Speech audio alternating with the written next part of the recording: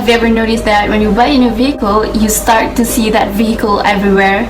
Today I want to talk about the book The Secret, written by Rhonda Byrne. I think it was a very popular book, and people telling accounts of their own experiences with the law of attraction. My favorite books on the law of attraction. Today's quick law of attraction video. Law of attraction has truly changed my life. The more effortless you are, the greater you manifest. The law of attraction is always working.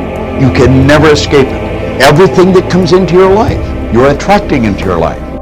And there is also a documentary on Netflix which called The Secret that was made before the book was written. So if you are interested in these kind of concepts but to read a book is not your cup of tea, then you can watch the documentary. So for those of you who haven't heard, the law of attraction is basically this idea that our universe operates under this law that attracts. Meaning to say, whatever energy or thoughts you put out, you're gonna attract that in return eventually. Like if you send out good vibes, then you're gonna receive good vibes. If you're kind to others, then others will be kind to you. So basically whatever you put out, you're gonna attract that same thing in return. So this book talks about the law of attraction, and I think that overall the book is written in a very informative way. The information in it is very valuable and very interesting. I also think that even this isn't a topic that you are interested in or something that maybe you don't believe in, it will probably change the way you're thinking for at least. So if I would like to sum up the whole entire book, it will be thoughts become things. So the reason why I'm saying that is because according to this book, it says that thoughts have a magnetic frequency. If you imagine what that looks like, you're emitting that frequency on a consistent basis. Thoughts are sending out that magnetic signal that is drawing the parallel back to you. So any thoughts that you have are sent out into the universe, have a magnetic frequency, and eventually they are going to return back to you. Not the thoughts themselves, but the kind of thoughts that you're thinking are going to return back to you in the form of events or objects or whatever. So when you're looking at that thing you want and you're saying yes to it, you're activating a thought. And the law of attraction is responding to that thought and bringing you things that match that. So thoughts become things is referring to not only good thoughts but bad thoughts as well. But when you are looking at something that you do not want and you shout no at it, you're actually not pushing it away. Instead, you're activating the very thought of what you do not want, and now law of attraction is lining those things up for you also. An example that is given in the book, if you wake up in the morning and your mood is in normal state, and then you walk to the kitchen and then suddenly you stub your toe on a table, and then you are getting mad about it and you're thinking negatively about it, and that sets them in line to have a bad day for the rest of the day, rather than accepting that you stubbed your toe and just letting it go. So there is a quote that was in there by Bob Proctor, and it says, "See yourself living in abundance and you will attract it. It works every time with every person." So this quote was from the section about money. So basically when people are focusing on their lack of money, that's not a good thing, because when you are focused on a lack of something, you are attracting back to you a lack of something. So you're gonna keep losing money.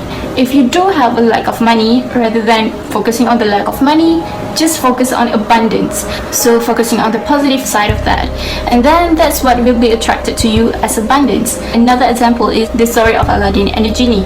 So Aladdin rubs the lamp and the genie comes out and says, "You have 3 wishes." And so the original story for that wasn't 3 wishes, it was just whatever you want, I will grant it. So the genie in this story is basically the universe, because the genie is saying, "Your wish is my command." Your wish is my command. So when we send out thoughts that are negative, your wish is my command. So we can change the way that we're thinking, because a lot of people, they don't know this kind of thing. So they tend to think more negatively, because that's what humans do and it has been ingrained in us. So going into it, when you catch yourself thinking something negative, you can just flip that around and make it more positive. Then there is going to be a strong positive thought that have a higher frequency, and that's going to be attracted to you. Another quote from the book is, "Nothing can come into your experience unless you summon it through persistent thoughts."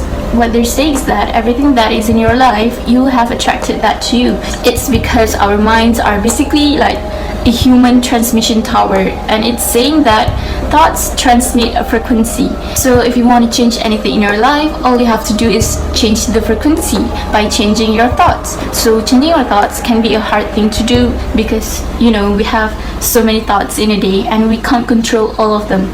But a way to start doing that is to catch yourself when you're thinking like a judgmental thought or like anything.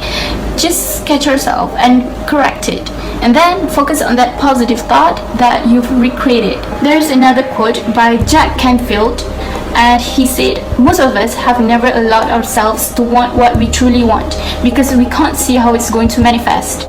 So if you have some sort of dream that you think that will be the greatest thing and that is what you really want, but you're like, there's no way I can do that.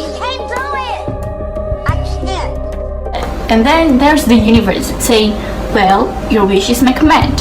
And then you're not working towards getting there. And the universe isn't rearranging itself to give you that because you've already decided that it's not gonna happen. So if you think you can or you can't, either way, you are right. So basically, as long as you believe that you can, you can. But if you think that you can't, then you can't. So why wouldn't you just believe that you can?